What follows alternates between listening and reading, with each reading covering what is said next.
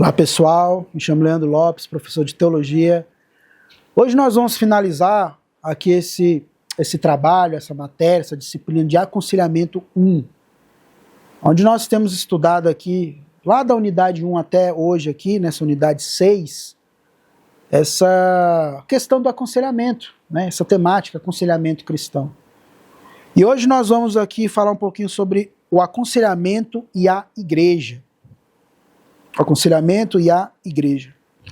Veja, muitas vezes os problemas deixam de ser resolvidos porque não falamos sobre eles. Isso é importante. Muitas vezes os problemas deixam de ser resolvidos porque não falamos sobre eles. Interessante que quando a gente vai para a Bíblia fala que a boca fala aquilo que o coração está cheio.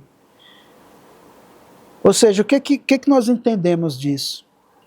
É que todos nós, independentes, todos nós, se a gente não tiver ali um certo cuidado, a gente acaba o quê? Acumulando emoções em nossa alma.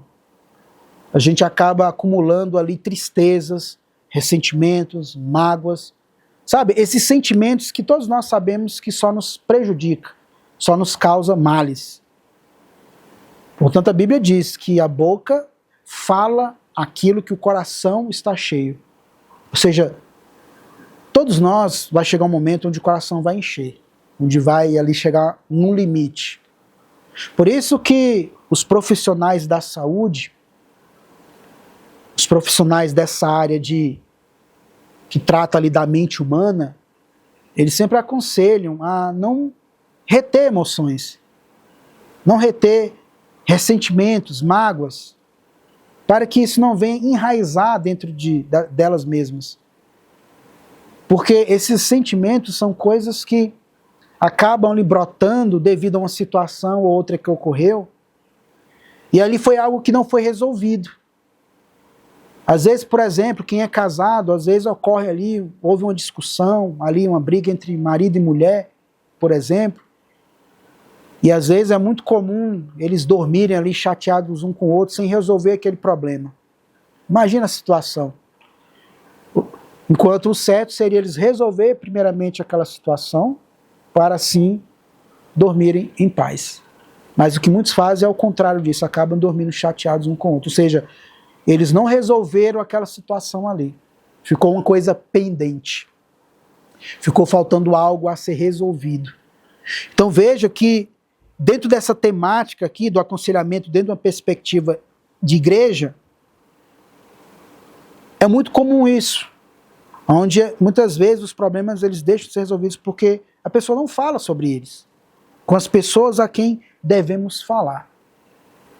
Aí a pergunta que eu levanto aqui, caros alunos e estudantes, é: qual a pessoa que você confia para falar dos seus problemas? Ou você é aquela pessoa que é fechada, que não fala dos seus problemas? Ou é aquela pessoa que talvez mediante uma situação acabou se fechando a ponto de talvez não confiar em mais ninguém? Talvez foi até relacionado a algo que você ali desabafou e a pessoa talvez acabou ali falando com outra pessoa. Enfim, mas eu levanto esse questionamento. Você, como uma pessoa que se relaciona com outras pessoas, quem você tem confiado ali para conversar os seus problemas, para desabafar? Porque, especialmente nesse âmbito de igreja, geralmente, como nós falamos em uma das unidades, o pastor ali ele servirá como essa pessoa que vai estar ali servindo ali de conselheiro. Mas a Bíblia também diz algo interessante no livro de Romanos, de que algo interessante ali, que fala, olha, confessai os seus problemas aos santos. Ou seja, confessai, falai, desabafe os seus problemas aos seus irmãos e orai por eles. Então veja, a Bíblia ela dá essa direção, a qual eu posso ali, no momento ali, talvez de desabafo, falar o que está acontecendo na minha vida financeira, familiar, no casamento. Ou seja, aquilo que a pessoa também acha que pode ser falado. Então a Bíblia dá essa orientação, olha, confesse os seus problemas, fale dos seus problemas aos santos, aos seus irmãos, e orai por eles. Então veja, essa questão de falar, de desabafar, é algo terapêutico. Falar é terapêutico.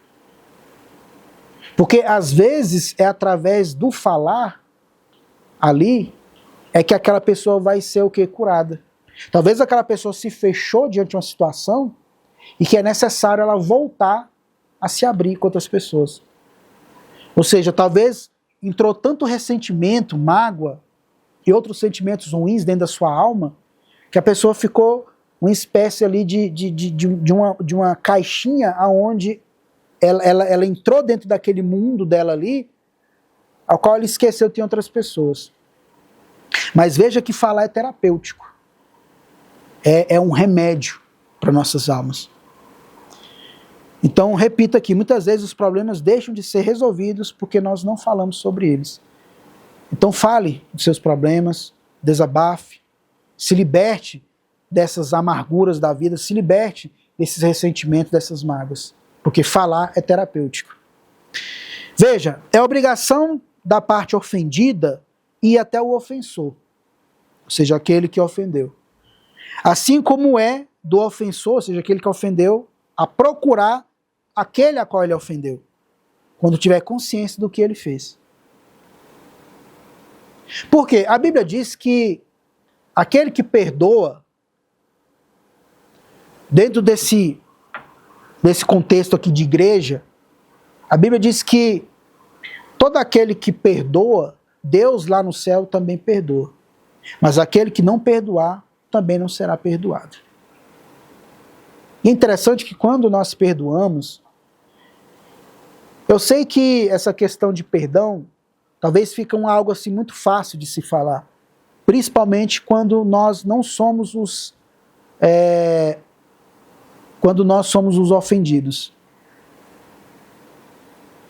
E aí veja que existe uma famosa palavra popular que diz que aquele que bate esquece, mas aquele que apanhou não esquece. Então veja, é muito fácil às vezes talvez falar de perdão quando nós não somos ali as pessoas. Mas é importante a gente saber que perdoar é algo que a pessoa se liberta. É algo que a pessoa vai ficar leve como uma pena. Pessoas que já passaram por essas experiências de perdoar alguém vão falar a mesma coisa. Só que o perdoar não é aquele perdoar no sentido assim, eu perdoei o fulano, perdoei a irmã, perdoei o irmão, mas é ele lá e eu aqui. Isso não é perdão. A definição de perdão não é isso. Eu aprendi há alguns anos atrás, lá nos anos de 2012, quando eu fiz o meu bacharel em teologia, eu aprendi com um professor meu ali onde ele deu um conceito de perdão, de que perdoar é quando nós não sentimos mais dor em relação àquele que nos ofendeu. E eu achei fantástica essa definição de perdão. Porque, de fato, tem pessoas que falam que perdoaram, mas não perdoaram, foi de boca para fora. Então, esse negócio de falar aqui assim, olha, eu perdoei, mas ele lá, eu aqui, fica essa sensação de que, de fato, a pessoa não perdoou de verdade. Tudo bem, pode acontecer em situações mais extremas, onde de fato a pessoa perdoa até de coração, mas cada um seguiu sua vida. Tem esse lado também, esse contexto, né? Mas no que se refere à igreja, quando eu uso a palavra igreja aqui, porque esse é o tópico aqui, né? A gente está falando sobre aconselhamento e a igreja, onde a Bíblia diz que nós temos que estar em comunhão com nossos irmãos, a chamada koinonia no grego, que significa comunhão. Quando a gente pega ali a imagem da Santa Ceia, por exemplo, todo mundo ali reunido no banquete, participando do corpo e do sangue de Cristo, quando a Bíblia fala dessa, sabe, de nós estarmos orando uns pelos outros, quando a Bíblia fala que todos nós devemos levantar nossas mãos com o mesmo propósito, ter o mesmo pensamento, então tudo isso envolve o quê? Comunhão, envolve o quê? O mesmo propósito. Então veja que A definição de perdoar, dentro desse contexto de igreja aqui, de fato e de verdade, é quando eu não olho mais para aquela pessoa que me ofendeu com dor. Então veja, Deus não deseja se livrar de ninguém. Ao contrário. Então Deus não deseja se livrar de ninguém. Deus não deseja. Ao contrário, Deus é um Deus que, diferente de nós, muitas vezes nós acabamos desistindo de uma pessoa. Talvez a gente até acompanhou aquela pessoa em determinado tempo, mas a gente acabou desistindo da pessoa. Deus não, Deus ele não desiste. Da gente ler os evangelhos, a gente vai ver todos os dias, um dos trajetos principais de Jesus era aquele trajeto a qual ele atravessava várias vezes o Mar da Galileia ali. Indo e voltando, indo e voltando. Por quê? Porque ele sabia que sempre indo e voltando ele ia encontrar alguém ali que precisasse dele, que precisava da palavra, que precisava ouvir a boa nova, o evangelho, a boa notícia. Ouvir os conselhos, os bons conselhos. Por isso era necessário esse trajeto de Jesus, todos os dias ali, indo e voltando nas cidades. Então isso mostra que Deus ele não deseja se livrar de ninguém. Mas ele de fato, ele abraça aquela pessoa, e faz ali o seu trabalhar na pessoa. Então, caros alunos e estudantes, nós finalizamos aqui essa matéria, unidade 6. Espero que vocês tenham gostado, espero que vocês tenham aprendido. É claro que, como eu costumo dizer, não dá para a gente aprender tudo em uma matéria, né, porque existem outras fontes, outras perspectivas, outros professores, mas espero que vocês tenham gostado dessa matéria, desse assunto que é tão de suma importância para a nossa vida, tanto nossa vida cristã, como nossa vida no dia a dia mesmo, seja no trabalho, seja na faculdade, seja na igreja, seja no nosso meio familiar. Espero que vocês tenham gostado. Até a próxima.